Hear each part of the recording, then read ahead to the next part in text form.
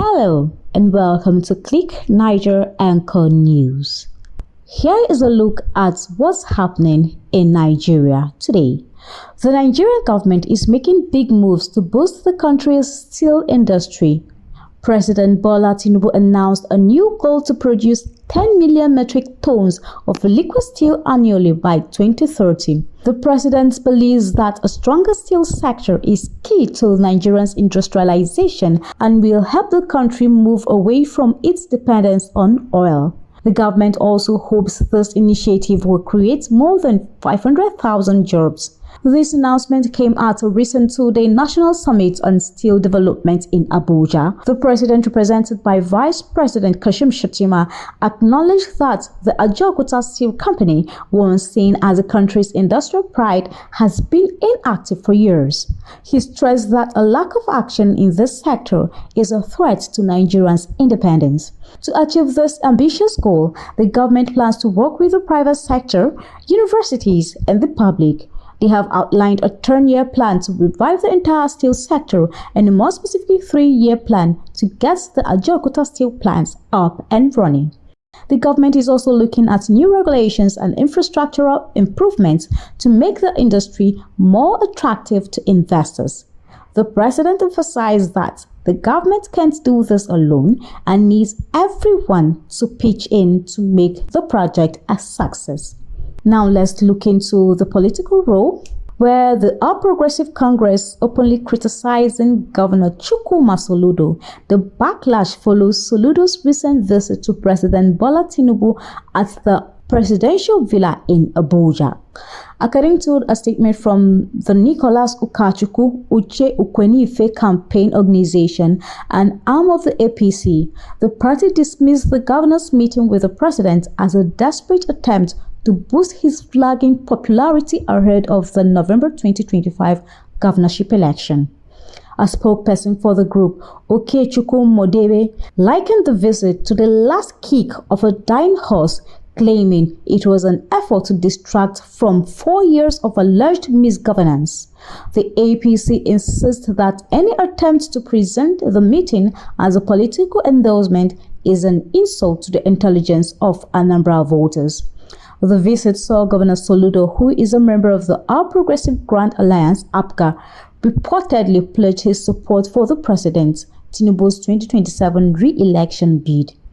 The APC, however, alleges that this is being misrepresented as a formal endorsement that simply doesn't exist.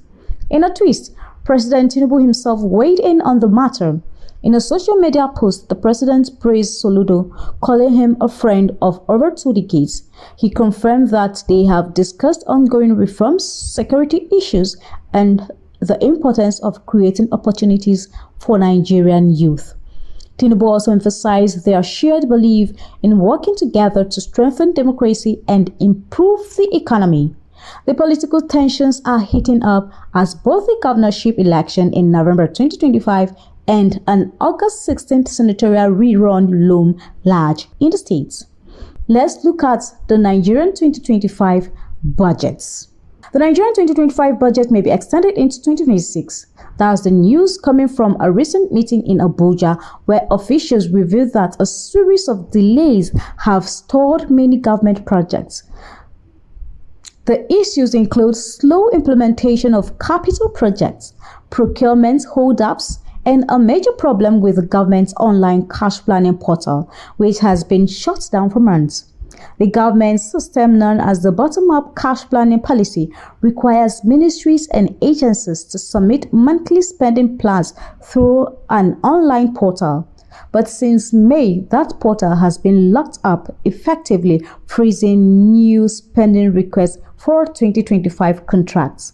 Without these plans, the government can't issue warrants or official authorization to spend, which means no funds can be released to contractors. This has left many projects in limbo.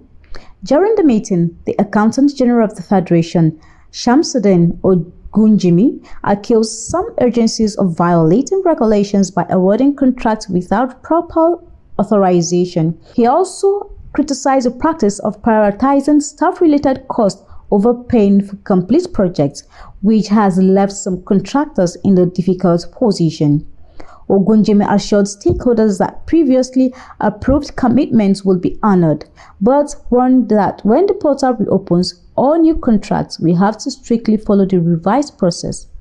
Echoing this stance, the Minister of Finance and Coordinating Minister of the Economy, Wale Edun, stressed that agencies must stop committing funds without authority.